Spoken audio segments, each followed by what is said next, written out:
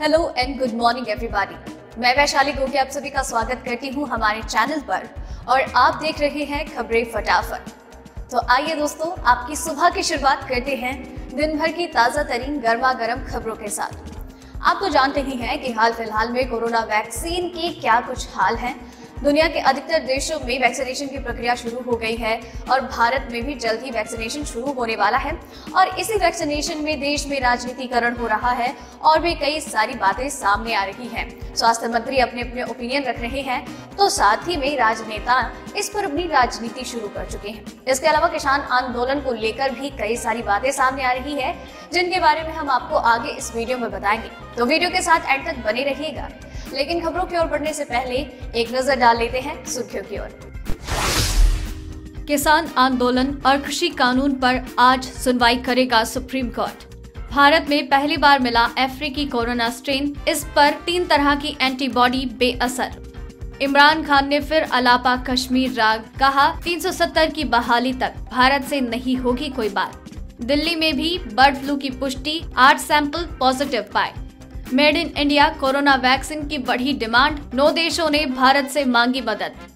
PM किसान योजना, 20 लाख अपात्र लोगों को मिल गए 1364 करोड़ रुपए, सबसे ज्यादा पंजाब में।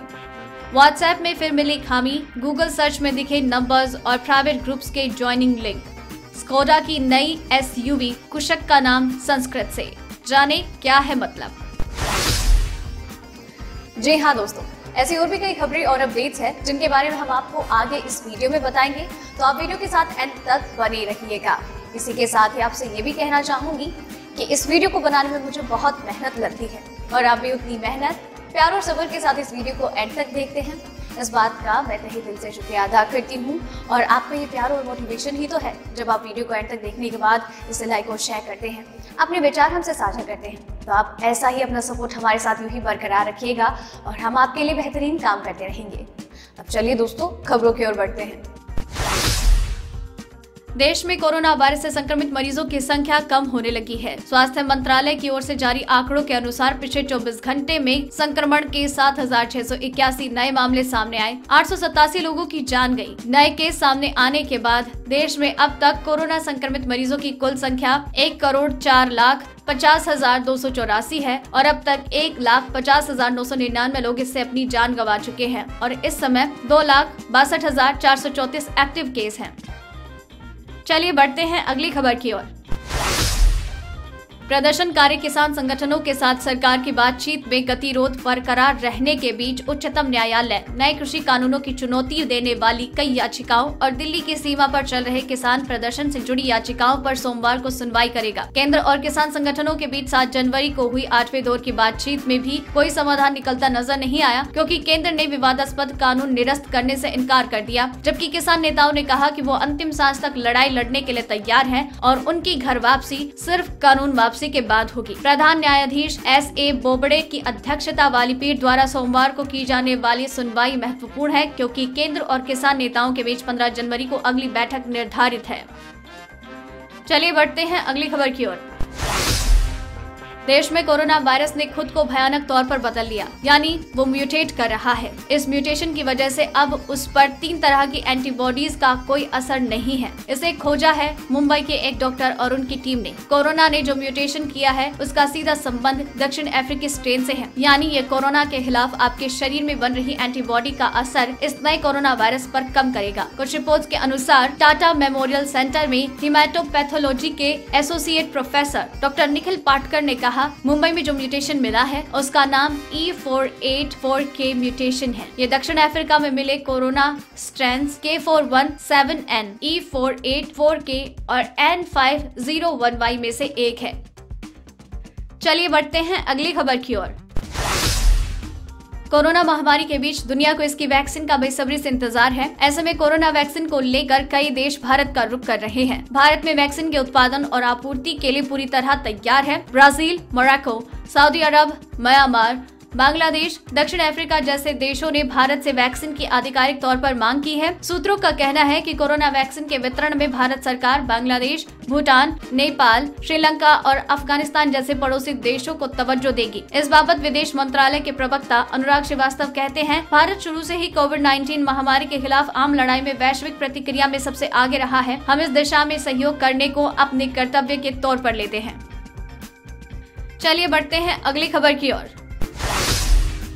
कोरोना गया नहीं, बर्ड फ्लू का संकट बड़ा होता जा रहा है। देश में अब तक 8 राज्यों में बर्ड फ्लू की पुष्टि हुई है। नया राज्य उत्तर प्रदेश है, जहां कानपुर की चिड़ियाघर में मरे पक्षियों के सैंपल पॉजिटिव आने से लखनऊ तक हड़कंप है। इसके अलावा दिल्ली में बर्ड फ्लू की पुष्टि हुई। इससे पहले मध्य प्रदेश, राजस्थान, गुजरात, हिमाचल प्रदेश, हरियाणा और केरल में बर्ड फ्लू के मामले सामने आ चुके हैं। यूपी में बर्ड फ्लू की एंट्री कानपुर से हुई, जहाँ चिड़ियाघर में 4 मरे पक्षियों की रिपोर्ट पॉजिटिव आई, जिसके बाद चिड़ियाघर को सील कर दिया गया। कानपुर चिड़ियाघर में 2 दिनों में 10 पक्षी मरे मिले हैं। चलिए बढ़ते हैं अगली खबर की ओर। बीते साल कोरोना वायरस से पीड़ित होने के बाद जिन लोगों को सांस लेने में दिक्कत की वजह से आईसीयू में भर्ती किया गया था, उन्हें आमतौर पर दूसरे संक्रमित मरीजों की तुलना में ज्यादा दिक्कत हो रही थी। ये खुलासा एक रिसर्च में हुआ। The Lancet respiratory medicine journal में प्रकाशित इस शोध में 14 देशों के 69 वयस्क मरीजों का अध्ययन हुआ। कोरोना से संक्रमित होने के बाद गहन चिकित्सा इकाइयों में 28 अप्रैल 2020 से पहले भर्ती हुए 2000 से ज्यादा रोगियों को सांस लेने में हो रही दिक्कत और कोमा में जाने की घटनाओं पर नजर रखी गई। वैज्ञानिकों के अनुसार अमेरिका में वेंडरबिल्ट यूनिवर्सिटी मेडिकल सेंटर में भर्ती ऐसे मरीजों में देखा गया है कि उनकी पसंद और पारिवारिक यात्रा पर प्रतिबंध इन रोगियों की दिमागी समस्या बढ़ाने में अहम कारण बने।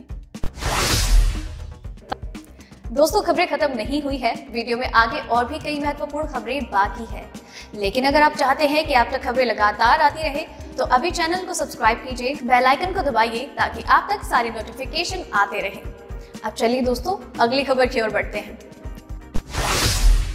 पाकिस्तान के पीएम इमरान खान ने रविवार को कहा कि जम्मू कश्मीर का स्वायत्त दर्जा बहाल होने तक भारत से कोई भी बातचीत संभव नहीं। इस्लामाबाद में डिजिटल मीडिया के प्रतिनिधियों के साथ बातचीत के दौरान भारत के साथ वार्ता की संभावनाओं को लेकर पूछे गए एक सवाल पर खान ने ये प्रतिक्रिया दी। उन्होंने कहा, जम्मू कश्मीर का स्वायत्त दर्जा बहाल होने तक भारत के साथ बातचीत संभव नहीं। उन्होंने दावा किया, भारत को छोड़कर हमारा किसी के साथ भी शत्रुतापूर्ण संबंध नहीं। पाकिस्तान को अस्थिर करने की कोशिश कर रहा है भारत। इमरान खान ने आरोप लगाया कि भारत ने शांति की बढ़ने की बजाय कश्मीर को हड़प लिया और अन्याय की नई शुरुआत की है। उन्होंने कहा कि भारत ने कश्मीर की सैन्य घेराबंदी कर दी है। चलिए बढ़ते हैं अगली खबर की ओर। देश के कई हिस्सों में इस महीने शीत लहर चलने की संभावना है। साथ ही दक्षिण भारत में अच्छी बारिश होने की उम्मीद है। आईएमडी ने अनुमान जताते हुए कहा, आज दिल्ली, उत्तराखंड, पंजाब, हरियाणा और उत्तरी राजस्थान में शीत लहर चलने की संभावना है, जबकि 14 से 18 जनवरी तक दक्षिण भारत में सामान्य से ज्यादा बारिश हो सकती है। आईएमडी के अनुसार 7 जनवरी से लेकर 13 जनवरी तक दक्षिण प्रायद्वीपीय मध्य भारत में सामान्य से ज्यादा बारिश और पश्चिमी हिमालय क्षेत्र में सामान्य से कम बारिश की संभावना है। उनके अनुसार दक्षिण पूर्ण अरब सागर और दक्षिण तमिलनाडु तट और उसके आसपास चक्रवातीय परिसंचरण के चलते अगले 2-3 दिन दक्षिण भारतीय प्रायद्वीप में बारिश हो सकती है। कुछ स्थानों पर भारी और मध्यम बारिश होगी और बादल गरजेंगे। चलिए बढ़ते हैं अगली खबर की ओर। व्हाट्सएप अपनी नई प्राइवेसी पॉलिसी को लेकर विवादों में है। नई प्राइवेसी पॉलिसी में व्हाट्सएप ने मोटे तौर पर यह साफ किया कि यूजर्स की चैट तो सिक्योर है, लेकिन यूजर डेटा पर फेसबुक की पूरी नजर होगी। अब व्हाट्सएप की एक और खामी निकल कर आ रही है, जो कुछ साल पहले भी आई थी। एक बार फिर से व्हाट्सएप ग्रुप्स गूगल सर्च में दिखने लगे, यानी किसी भी प्राइवेट व्हाट्सएप ग्रुप को यूजर्स गूगल सर्च करके ज्वाइन कर सकते हैं। इससे पहले 2019 में व्हाट्सएप ग्रुप गूगल सर्च में दिखने लगे थे, जिसके बाद कंपनी ने दलील दी थी कि इसे ठीक किया गया। सिक्योरिटी रिसर्च के अनुसार एक बार फिर से गूगल सर्च में व्हाट्सएप यूजर्स के कॉन्टैक्ट्स भी दिख रहे हैं, हालांकि अब इसे ठीक कर लिया गया है। चलिए बढ़ते हैं अगली खबर की ओर। स्कोडा ऑटो इंडिया में अपनी आने वाली नई एसयूवी का नाम कुशक रखा है। कुशक संस्कृत भाषा का शब्द है। इस तरह स्कोडा की रेंज में ये पहली कार है जिसका नाम भारतीय भाषा से लिया गया। संस्कृत भाषा के शब्द कुशक का अर्थ है राजा या सम्राट, इसलिए स्कोडा कुशक के नाम की घोषणा के दौरान कंपनी ने make way for the one true king की टैगलाइन दी गई। ये अभी भी भारत की 22वीं आधिकारिक भाषाओं में से एक है। इस तरह ये कंपनी के भारतीय उपमहाद्वीप के साथ जुड़ाव और उसकी 125 साल से भी ज्यादा प्राचीन परंपरा को दिखाती है। साथ ही कुशक नाम का अर्थ उसके इस मॉडल के परफेक्ट होने और दमदार मौजूदगी को कॉम्प्लीमेंट भी करता है। चलिए बढ़ते हैं अगली खबर की ओर।